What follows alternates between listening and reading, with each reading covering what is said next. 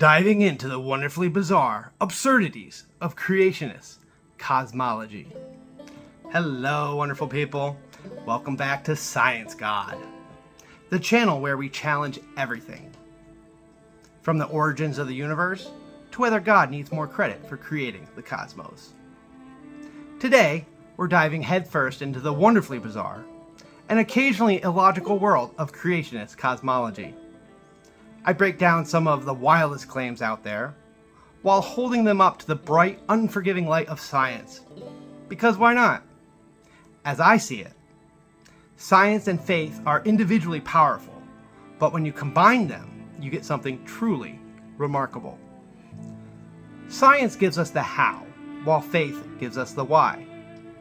But, and this is a big but, when you ignore science entirely and stick your head in the sands of outdated dogma, well, you're just fooling yourself, and nobody wants that. Now, don't get me wrong. The faith that creationists have in Scripture is admirable, but often misguided. Creationist cosmology has been on my radar for a while, and I've been dying to debunk some of the more, shall we say, creative interpretations of the universe for some time now. I believe that ignoring the natural sciences like geology and anthropology, and basically everything else that we've learned about Earth and its history, is not just wrong. It's like turning a blind eye to the literal rocks that God has put under our feet. Let's start with a quick distinction between geology and paleontology. Geology is all about Earth's physical structure. The mountains, the oceans, the layers of rocks, and plate tectonics that shape our continents and our world. Paleontology, on the other hand, is the study of life's history on Earth through studying fossils. Fossils are, of course, the preserved remains of plants and animals from past geological ages. They are a way to learn about the past, including how life, landscapes, and climates have changed over time. Now that we've got that sorted out, let's talk about creationist cosmology. And trust me, the contradictions that pop up when you mix some creationist views with modern science can be interesting, to say the least. Quick note, over time, I've become pretty well versed in almost every argument for and against the existence of God. Now, since whether God exists is a philosophical question, I'm not tackling that in this video. But if you want to go deep into that, I've got other videos that dive headfirst into the "Does God exist?" rabbit hole. So today I'm focusing on the more outlandish claims made by creationists as a whole, specifically young Earth creationism, which, by the way, says Earth is only about 6,000 years old. Let that sink in for a minute. They believe that dinosaurs had a front row seat to the creation and constructions of the pyramids. But seriously, I'm not here to single out any particular person or faith. My goal is to arm you with the tools to spot and dismantle the flawed arguments and logic behind creationist cosmology. Whether you're debating a creationist at your family's Thanksgiving, or just trying to make sense of it all, I've got you covered. Okay, quick overview. Creationist beliefs vary wildly, from those who reject pretty much all science to those who almost embrace it. But they all have one thread in common. They believe that God, or a deity, was directly involved in the creation process.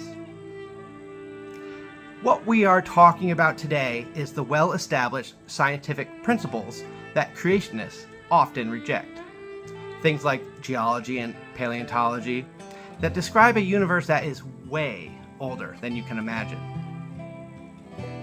Okay, so here's a super brief summary of understanding life and humanity through an evolutionary lens. The universe is around 15 billion years old. The Earth is about 6 billion years old. Life on Earth has evolved over 3.5 billion years. Humans evolved from small mammals and split from chimpanzees around 7 million years ago. Modern humans appeared approximately 150,000 years ago, and civilization began after the last ice age, about 15,000 years ago.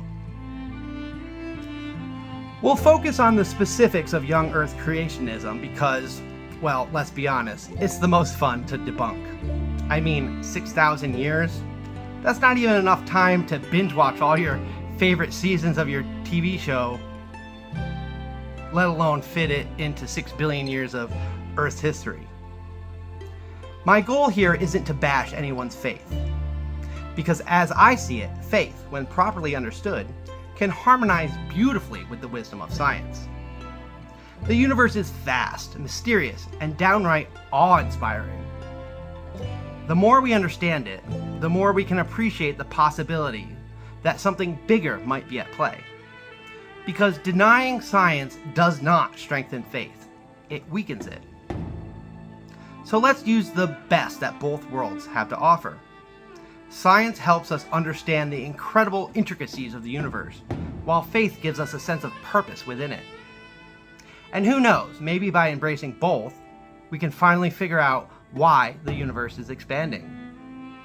So with that, I say thank you, and stay curious, stay skeptical, and remember, science isn't here to destroy faith. It's here to help light the path forward. All right, so how do I approach this?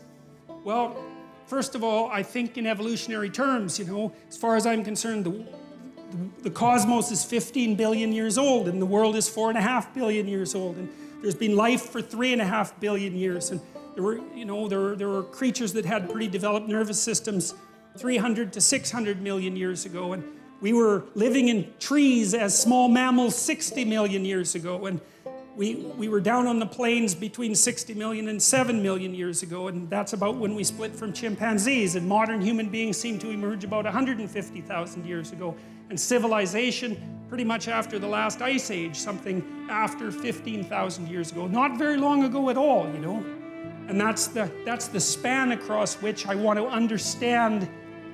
That's the span across which I want to understand. I want to understand why we are the way we are, looking at life in its continual complexity.